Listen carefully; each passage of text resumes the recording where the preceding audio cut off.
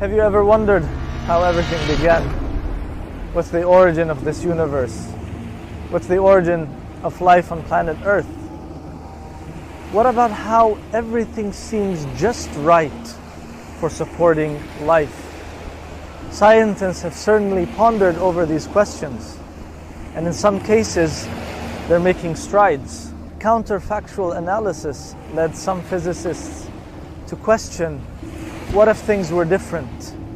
What if we were able to make some alterations to some of the fundamental parameters? What if we were given the liberty and the opportunity to tweak some of those values? What if the electric charge of the electron was a little bit different? What if the mass of the proton was a little bit different? What if some of life's complex biomolecules had a different structure and developed in a different way? What scientists found was so baffling, and that is a stunning level of fine-tuning in so many aspects of this universe that it precluded any possibility that all of this arose by a chance event. In fact, the instances of fine-tuning and these so-called coincidences were so numerous that some scientists became comfortable in espousing the view, rather anthropically, that everything happened in order for life to emerge on planet Earth. But even those who did not accept purposeful design had to concede that the level of fine-tuning was too staggering, that all of this could have been the result of mere contingency.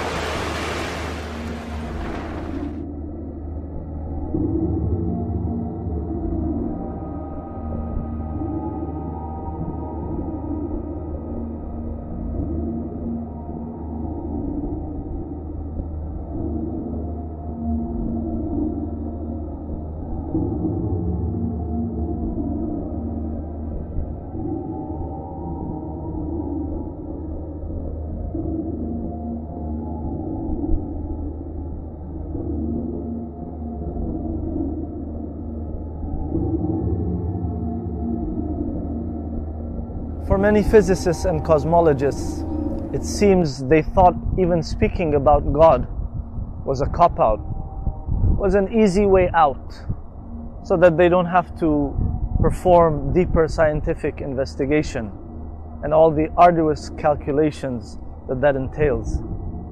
But is that really the case?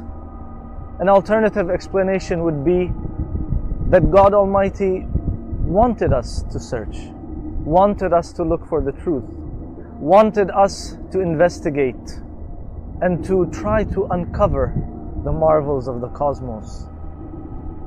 And for that, many scientists have been looking backwards, traversing billions of light years in space-time to try to describe what happened at that first moment, at that first instant, in the most minuscule fractions of a second. How do you begin when space-time isn't even defined? This is the question. For many, the suitable response was a singularity, a point of infinite space-time curvature.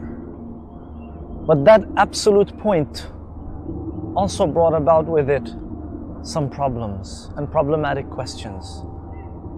With the help of quantum theory, some decided to fuzzy out that absolute singularity and make it more like a boundary, so that we would have to avoid the embarrassing question of, well, what happened before that, if it was such an absolute point in time.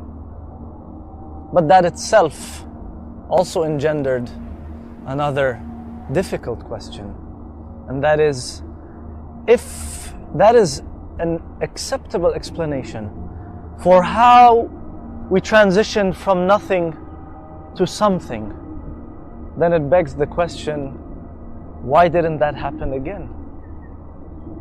Why doesn't it repeat itself? Why doesn't it happen frequently? Why did it happen only once? Or was there something written on that first instance that this mechanism of transitioning from nothing to something can only happen once? For that reason, many people realize that there must be an agent, and that's what we call God.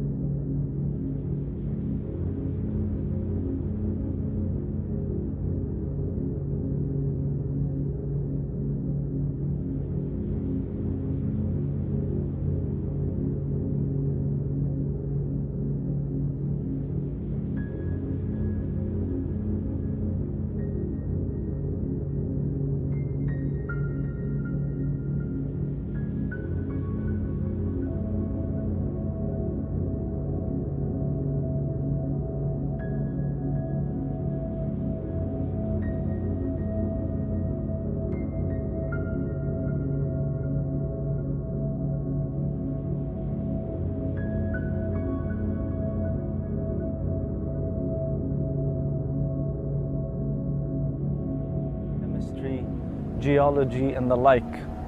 Take the example of the simple cell, an intricately complex miniature factory with pumps and motors, turbines and propellers, and other similar machinery that you find in modern plants and workshops. And then you have sophisticated intercellular chemical communication as well. Take so many of the biomolecules, the genetic code, the DNA, the integrated protein complexes. All of this could not have arisen through non-random mutations and natural selection.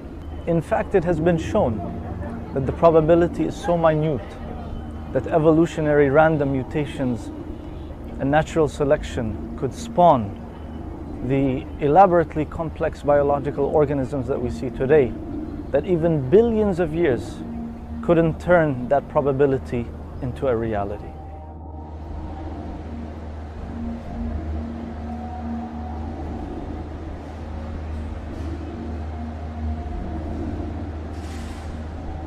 But going back to the issue of fine-tuning, we should know that that is not only restricted to laws and unique properties, it also extends to critical conditions and events. And though those are very numerous, maybe we'll just take the example of our location, the location of planet Earth, which made life possible.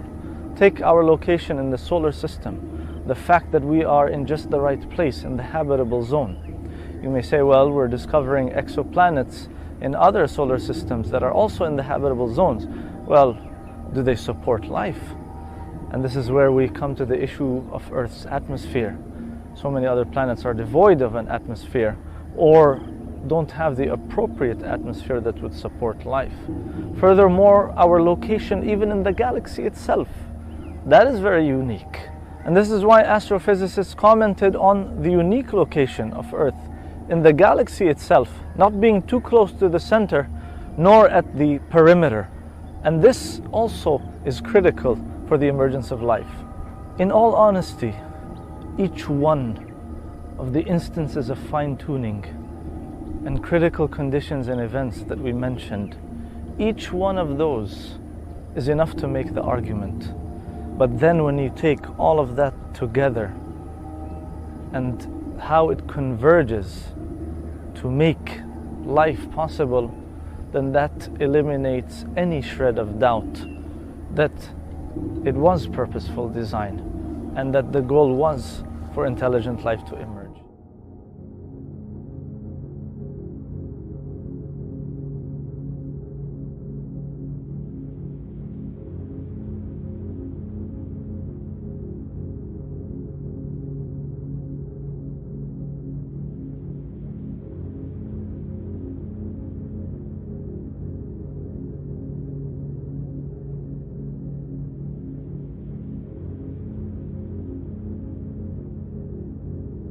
Let's look at another example, but this time that of the weak nuclear force.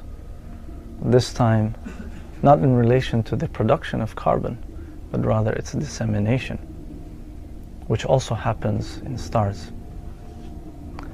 When the nuclear fuel inside the core of the star runs out, the star implodes under the immense weight of the star.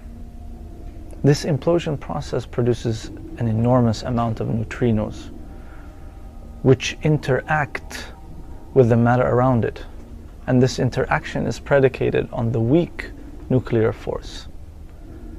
Those neutrinos will rebound after the implosion, and it is this rebound mechanism that we call the supernova, the gigantic explosion that happens in stars. If the weak nuclear force were any weaker, the neutrinos would lack the energy to initiate that explosion. And if the weak nuclear force were any stronger, the neutrinos would then more actively interact with the matter around it, in both cases preventing the explosion and thus the dissemination of the carbon. So even though we were able to produce the carbon in the first place, if it wasn't for the weak nuclear force being at precisely the value it is, the carbon would not have been disseminated, and the consequence again is the same. There would be no life.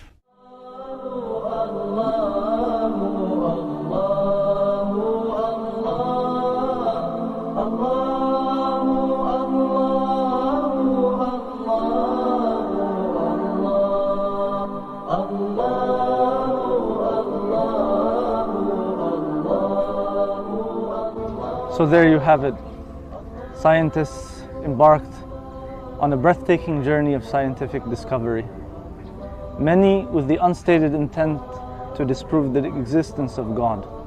Instead, it seems they found the opposite, the exquisite proof of the existence of God. Another case of serendipity? Nah, design.